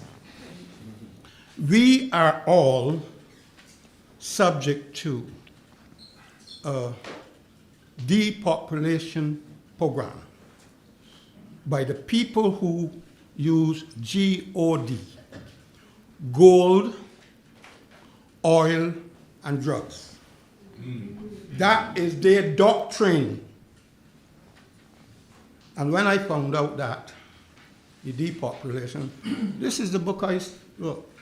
To all world leaders, it was an open letter, 1990. After they responded, this, to the people of the world, same 1990. And these two books prevented what was planned for 1992, which was the 500 years of Columbus landed in the region. Please Google the Columbus Lighthouse the Columbus Lighthouse and see what was planned for 12th of October 1992. All the religious leaders of the world was to be summoned to witness a projection of Jesus Christ coming down. Please, this thing is deep. And I thank you, Professor Davis, Thank you for very putting much, that sir. so that I could come here. This is the first time I have had the opportunity to say these things publicly. I thank you very much. Thank you, sir. Thank you, sir. Okay. For our remaining audience members, I will respectfully ask you to pose your question. We will have time after the session to fully engage. So, yes, sir, go ahead. Good morning, everyone.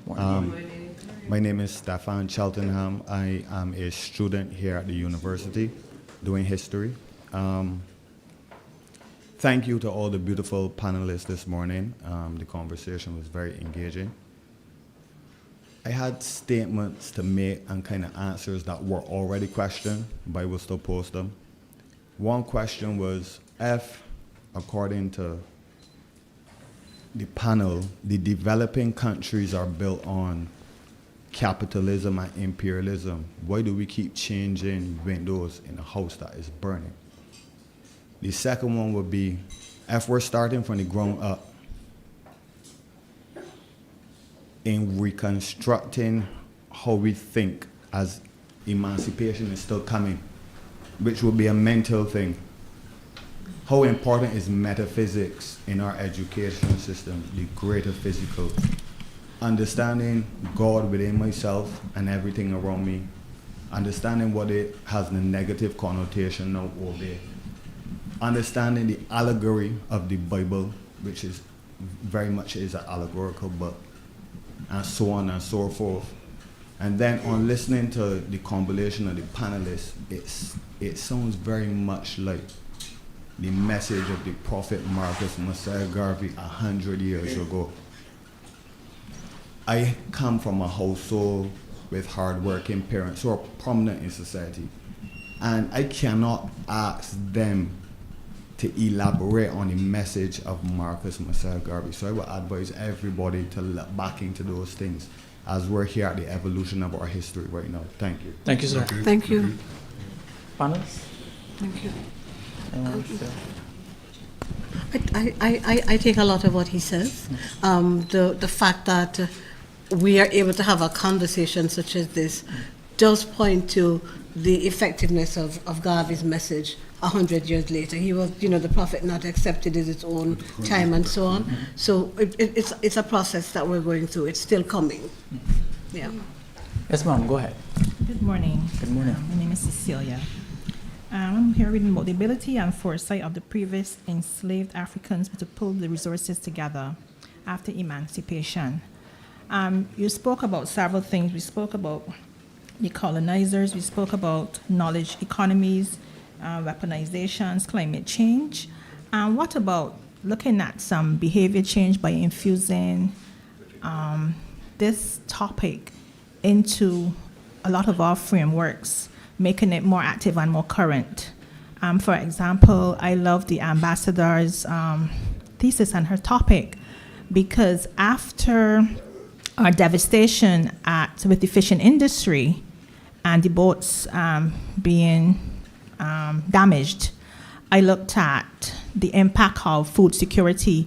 I know that we only looked at it from a climate perspective, but you would recognize that prices went up, and you would recognize that other food resources, obviously because of the lack of the fishing industry now, that would be impacted as well. So I'm looking at triangulation and making sure that when we focus on this matter, that our framework can be constant when we're looking at emancipation, because you recognize you don't really hear a lot about it, but there's so many creative ways. We can look at Mrs. Scott's way with his creative element. We can look at historical ways. We can look at the ambassador's way, because there's so many ways that we can infuse so that we can start to re-engage our minds and re-engage the way persons look at emancipation at all different levels. Thank you. Thank you.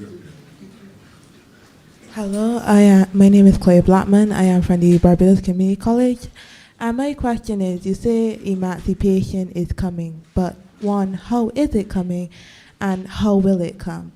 If we as a society, you brought up our relations with Africa and then our relations within ourselves.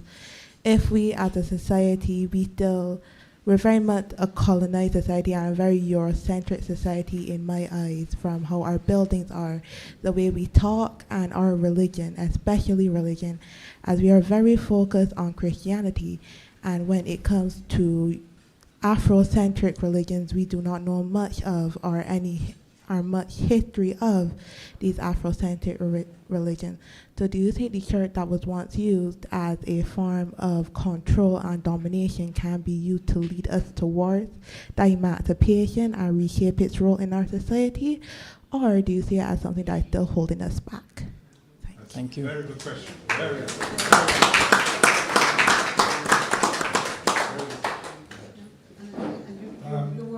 That quite effectively. This may be a time for me to go into my normal way of alliterations.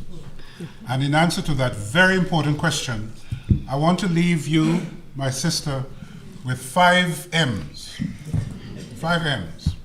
That emancipation is coming, but because I'm a Christian and the function that I use, I say a prayer at least 3 times every day. It's called the Lord's Prayer, right?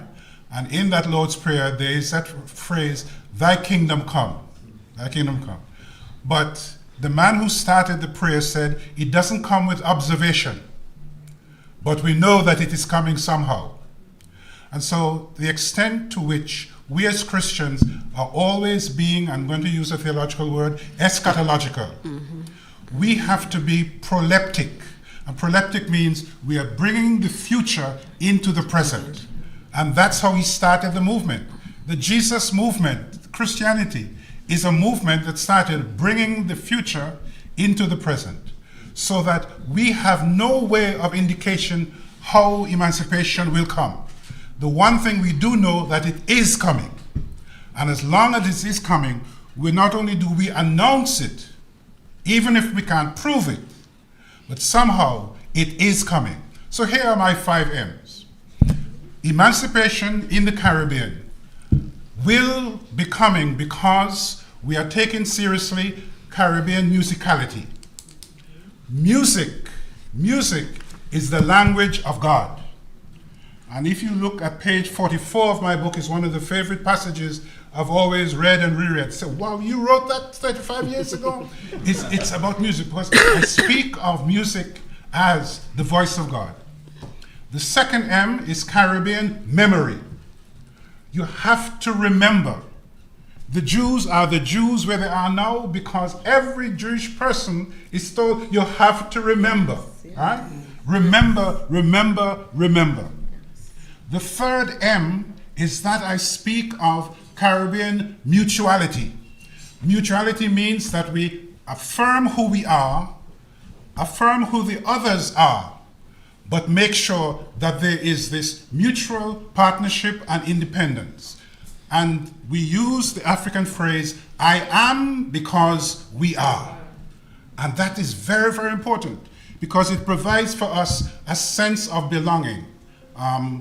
In the preparation for me, I speak of doing some research in gratitude and forgiveness, etc. But at the present time, I'm doing some research on belonging, the sense of belonging. What does it mean to belong? And the problem is that belonging is not just a personal thing, it's who do we belong to?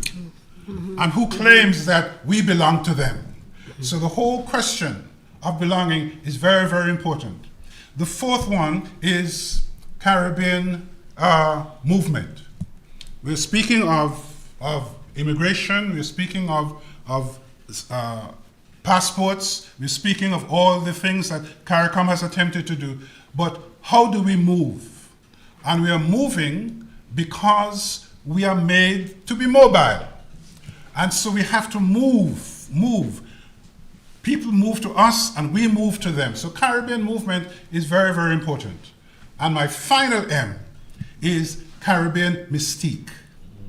Caribbean mystique. There's something about us that the sum total of us is more than we can define, more than we can describe, but it is there. It is there. And as long as we're prepared to acknowledge that there is a transcendent sense of a Caribbean mystique, we have it. So yes, my dear sister, Caribbean emancipation is coming. But it is coming with music, it's coming with our memory, it's coming with our mutuality, it is coming with our movement, and of course, there's a mystique that governs all of us because we have a culture, a real culture, that is the sum total of everything we create, everything we mean, everything we do, and everything we provide to the rest of the world. Chair, I would like to come in here, and I thank Professor for recognizing me as a musician, as a man of God, right, Austral? Amen. Right, but I want to go back to Marcus Garvey, because the Marcus Garvey movement, the UNA, is an organization that is largely misunderstood. In fact, if you read the Caribbean volume edited by Robert Hill, you'll find a section in there by me and also by Dr. Rodney Worrell. And in my article, I make the case that it is the idea that spread. Most people think that Garvey come to every country and build up everything. It is people in the country who build things and people from these Caribbean islands who moved around. For example, there is Radford Edward Macmillan Jack, who came from St. Vincent to Dominica, to Antigua, Casimir from Dominica, Antigua, and so on. But what is important is that the framework, the movement, and the ideology that he spread. And most significantly, most people forget, there was the theological aspect. And Professor Davis would tell you that Maguire. Yes. What was Maguire's first name again? Alexander. And a street was recently named in Antigua after him. Maguire, he was in charge of the theological component. And Jack, Radford Jack, he became second to Maguire and was sent to Cuba. But more significantly, when he fell out with Garvey, he came right here to Barbados in Country Road and built the Greek Orthodox Church. So when you pass Country Road, you see the ruins over there like a church. And that church and Jack, he went together with the African Brotherhood. And it is the African Brotherhood that took care of the Barbados landship. So, Stefan, your question is relevant, but I just want to show everyone how all of these things are interconnected. And at the end of the day, all of these organizations have the same objective, which is to push the emancipation process forward. And this is the last thing I'm going to say with you. How do we move forward emancipation? And I'm going to finish with a recent experience. I'm on an airplane coming back from St. Vincent, and I feel one kick in the back of my seat. And I turn around, and there was this white guy looking at me and said, "What are you going to do about it?" I said, "I ain't doing anything. You need to apologize." Right? And the air hostess come and thing. I said, "Listen, miss, if this guy does not apologize for assaulting me, when he lands in Barbados, he will be arrested for assault." And he take his job. And when he got to the airport, and the security stopped him and said, "Listen, so-and-so say you think if you don't, police will have to become, we have to go into the police station," and so on. And I not only got one apology, I got two. One from him and his wife. What I was a victim of racism. I was a victim of racism. I am convinced if I was a white guy, he would touch me and say, "Excuse me, sir, could you ease your seat?" But I was not in fault. The seat was malfunctioning. And the air hostess came and apologized to him and offered him another seat. He said he was not moving. He said he was not moving. You know what I mean? I should move. So we need to know what is racism. We experience it and we take it for granted. And I said this to you. When I came in the airport, somebody hit me making a complaint, and that person was from Ghana. And you know what she said to me? Forgive him, God will deal with it. Thank you. Thank you, sir. Just one thing about Maguire. Errol Barrow's father, Reginald Barrow, was a bishop in Maguire's church. Yes. And I've written about Maguire and Barrow, who had problems in St. Croix, and Joseph Love from Bahamas. I've written about them in a book entitled Can God Save the Church? So if you come across that book, there's a chapter in there about Maguire, Barrow, and thing. Yeah, and Reginald later became a Baha'i. That's right, yeah. Can God Save the Church? It's the title of the book. Okay, thank you, panelists. We are a bit over time, and I know some of our guests have to leave, so I will ask our two final audience members to pose their questions. Good morning. Good morning. Hello, everyone. My name is Sharif O'Connell. I am a tutor in sociology at Barbados Community College. Right, so I made a couple of points. I wanted to say a bit more, but what I've noticed is that even in the Caribbean, we are still heavily influenced by U.S. theology. Even Professor Davis, you spoke about musicality. We are still very much influenced by music from the United States in terms of the gospel, even Australia at one point. But in addition, we were speaking about African practices, and I've been finding that what has been creeping into, especially the evangelical churches, is the use of African artists, African gospel artists such as Mercy Chinwo, Sanak, etc., whose music has been influencing our worship services. In addition, churches have been acknowledging African Awareness Month. So I see that there's a start towards a certain direction in terms of embracing some form of Africanity, even if it is not the more ancient forms. Another question I have, we mentioned Christianity in terms of theology and emancipation. What about the role of Islam? We find that many young black men there's a growing number of young black men in Barbados embracing Islam. So what role is Islam playing in the continual emancipation of our people? Thank you. And I will ask our final audience member to pose her question so that the panelists can respond to both questions, and then we can have the vote of thanks by Professor Carter. Not really a question, but it's very interesting that Ambassador Henderson is right here, because one thing I found out, because I have friends in Antigua who live in Liberta. Ah! I did not even know what you said to me. So that's the idea. Something that I can go back and talk about. But then Professor Perkins talking about the way people know in terms of accepting the church. I find recently, probably not recently, last couple of years, I've met a lot of atheists, a lot of people who have said to me, they no longer believe in God because the church does nothing for them. Mm-hmm. And even the other night, I spent an hour on the telephone with my cousin. He lives in California, and he was basically saying to me, he used to go to Open Brethren Church, and he said to me, what changed his mind from going to the church. He went to hear Louis Farrakhan, and when he went back to the church, he said to them, he was trying to say what some of the things that Farrakhan has said, and somebody said to him, but why do you want to listen to that? Why don't you listen to what we say? And he said that totally changed his mind in terms of the church and what the church feels and how people. And now right now he's done a about turn, and even in terms of talking to me, I didn't even know all of the things that he said. I didn't know this was the way that he felt. And I find that there are a lot of people who feel that way because they don't think that the church has done enough for them. They don't believe that the Bible, I heard somebody here say it's an allegorical book.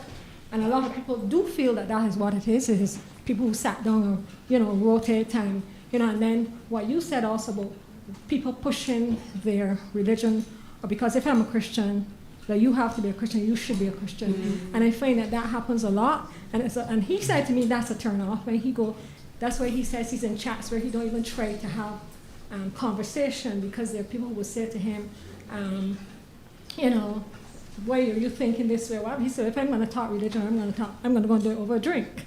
I'm not going to do it in a chat where you're going to have people pushing back on you. And that's what it is. Because I find a lot of Christian people, or people who claim they're Christian, do that, and then their behavior does not show me what Christianity is, because the things that they do, it makes you then wonder, wait, are you reading the same Bible that I am reading?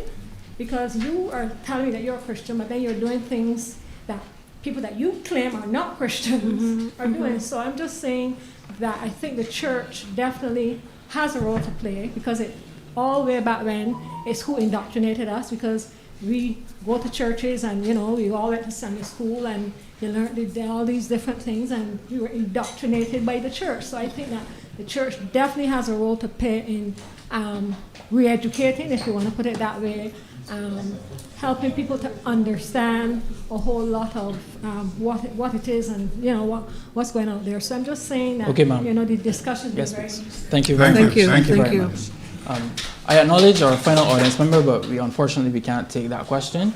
No, man, let her say it. I'm under pressure from the organizers. We're 15 minutes over. If you can keep it under 30 seconds, I would very much appreciate it. Thank you very much. Okay, so hi, good afternoon, everybody. Good afternoon. My name is Ariane. I'm a student at BCC. Yeah. My question today would be referring to your answer to Chloe's question. It would be your response about movement and mutuality. And both of these have been historically restricted due to the psychological damage done by colonialism. So I want to know, how do we as a people come to a place where we at a conscious level can value and embrace those two M's, as well as, you know, value the others that you mentioned, given that we still very much live in a society where that continues to accept the values and norms impressed upon us during the colonial period. So thank you. Thank you. Very good question. And my short answer to that is story. As long as we are prepared to lift our narrative existence, our narrative mind, right, above our existential self, and move towards getting those stories, we can share one another's stories. Because when we share one another's stories, we see, hey, but that happened to me too. That happened in my country, etc., etc. So the power of story becomes very, very important as the answer to your question there just now.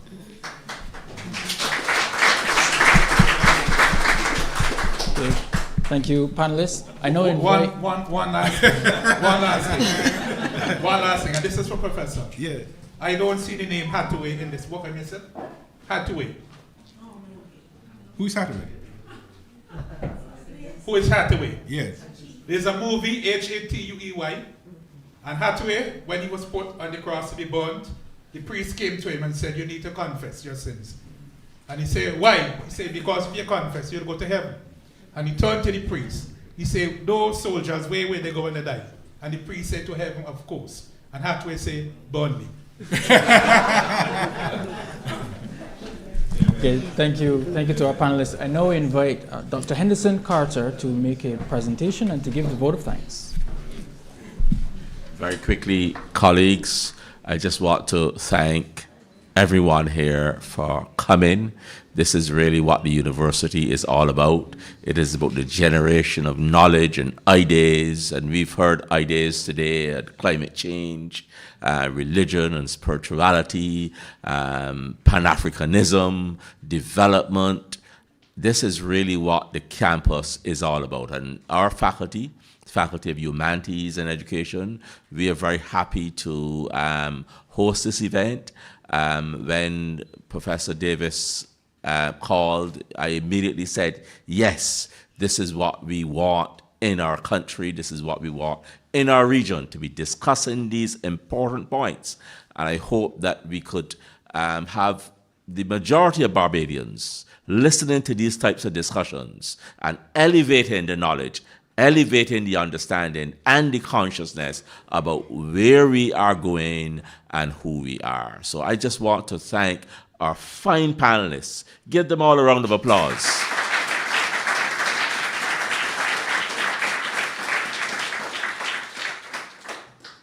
What a wonderful job. And I want to thank the students from Barbados Community College, the students from UWI, the students from Kortright College. Give them a round of applause as well.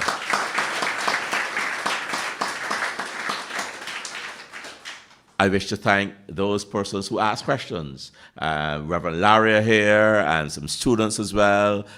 Give them a round of applause for asking these searching questions. I wish to thank the faculty that I lead. I don't see them anywhere around, but they have organized all of these things. Nico Glasgow, Shaquan Phillips, Keelia Anderson, Carrie Lucas. They've done a fine job. Give them a round of applause.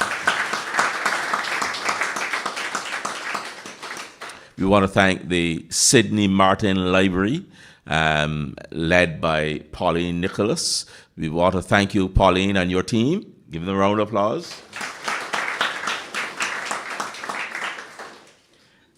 I wish to thank Rashid, who, this is the second or third time I think Rashid is leading us as moderator. Give him a round of applause. Excellent job. We are here about the youth, involving the youth, involving the young people, and it really blessed my heart to see young people coming forward today to ask questions and pose questions.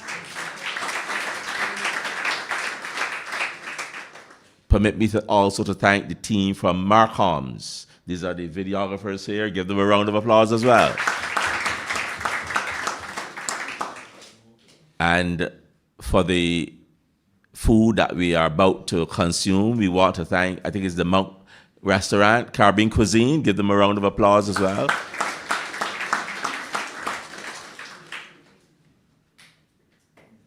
Adrian started us off in a fantastic way. I mean, I would like to call him back to give us a encore, but I can't do that. But it was so well done. So well done, so well coordinated.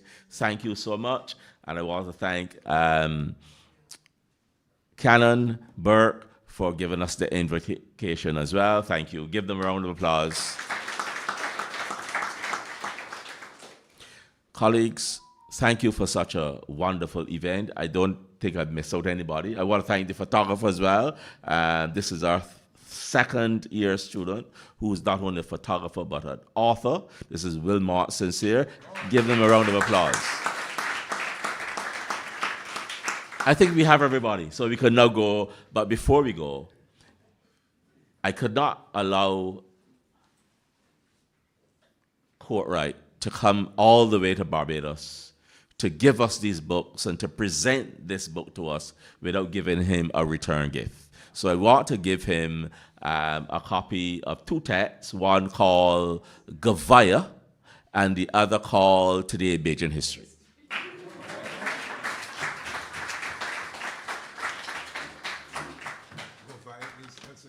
Yeah, Elsa Gavaya. Yeah.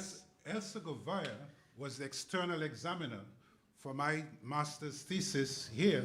Yeah. Oh, yes, that, yes. Enjoy. Oh, yes. Thank you. Bless you. Thank you so much. And my daughter Andy, who has coordinated the whole thing. Andy, yes. Hi, darling. And we forgot Andy, the coordinator. Give a round of applause.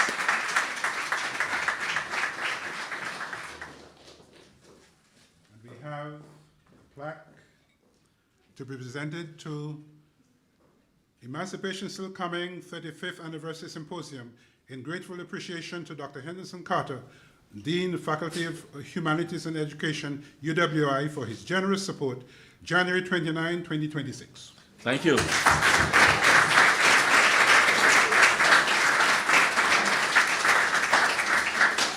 Thank you so much. Yes. You put lovely it back in elegant here box, because yeah. I'm so nervous I'm going to drop it. Yes. And with that, we invite everybody for a snack. The community college students, we're going to transport you back to the campus at 1 o'clock. So as soon as you're ready, 1 o'clock, meet us in the lobby. We have provided transportation for you. Have a great day, everybody. And books, copies of the book there at the back that I can autograph anybody who wants to buy them. Yes.